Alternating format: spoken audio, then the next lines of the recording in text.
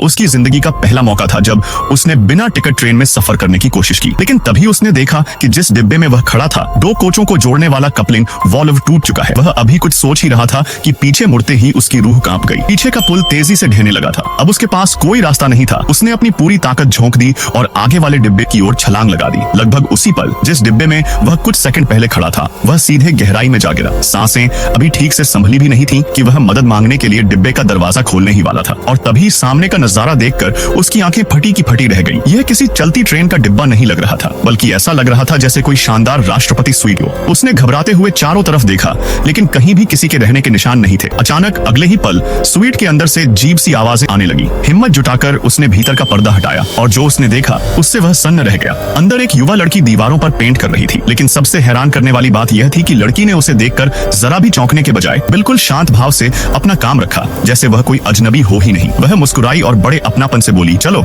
मेरे साथ डिनर करोगे? वह वहीं जड़ की तरह खड़ा रह गया। लड़की हल्की सी हंसी और उसी पल उसके रोंगटे खड़े हो गए, क्योंकि यह लड़की जिससे वह आज तक कभी नहीं मिला था, उसे नाम से जानती थी और जो सच्चाई वह आगे बताने वाली थी वह उसकी पूरी सोच और समझ को जड़ से हिला देने वाली थी। अगर ये सीन देखकर रोंगटे खड़े हो गए तो डर का इमोजी कमेंट करो।